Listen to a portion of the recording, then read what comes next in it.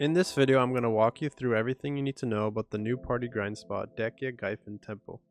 This spot has a much higher AP and DP requirement compared to Dehkia Mirmak, but with this guide, you'll be able to grind without stress.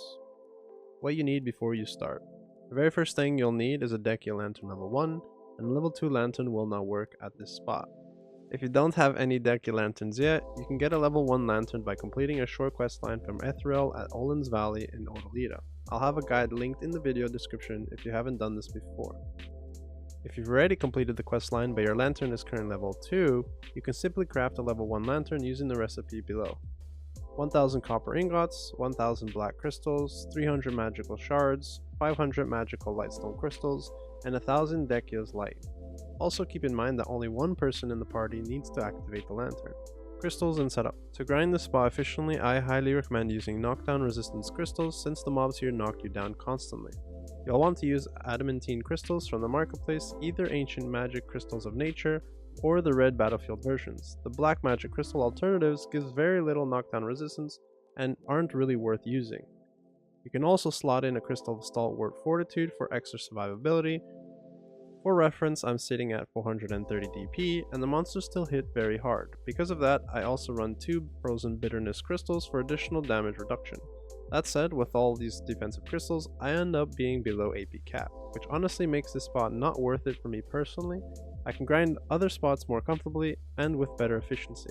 Buffs. For buffs, I personally run Cronmeal, Camasylvia Harmony since these are Camasylvian monsters, Perfume of Courage for the extra AP. If you're already above the AP cap, I recommend switching to Perfume of Deep Sea. You can also use Blessing of Mystic Beast for an extra 15 AP, or furniture buff like Master Stuff Shadow Lion Head. I did test EXP buffs here, but the EXP honestly wasn't so great, so I wouldn't recommend this spot if EXP is your main goal. Gyfin rotations. Unlike Mirmak, finding Dehkia at Gyfin Temple is actually pretty simple. You can open item drop on the old UI or go to Adventure Monster Zone info and search for Gyfin. Hover over the fixed lantern spot hashtag and it'll show you all 3 locations for this spot. To make it even easier, here's a general idea of what each spot looks like. Spot 1, Spot 2, Spot 3. And lastly, Gyfin mechanics.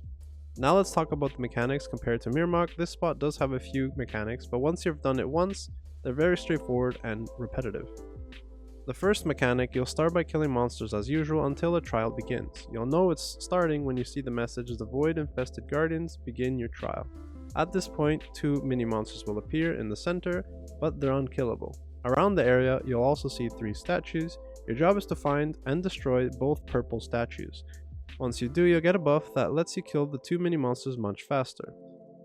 If you mess up and kill a yellow statue, you won't get the buff and killing the mini monsters will take significantly longer. Second mechanic. Throughout the entire grind, random red circles will spawn on the ground. If your DP is on the lower side, you really want to dodge these, they hurt a lot. The third mechanic, you'll know this mechanic is starting when you see the message "A Void Infested Crusher" appears. Your goal here is to bring the Crusher down to around 50% HP. Once you do, he'll disappear and become unkillable and you'll see the message, "The Crusher readies a powerful attack."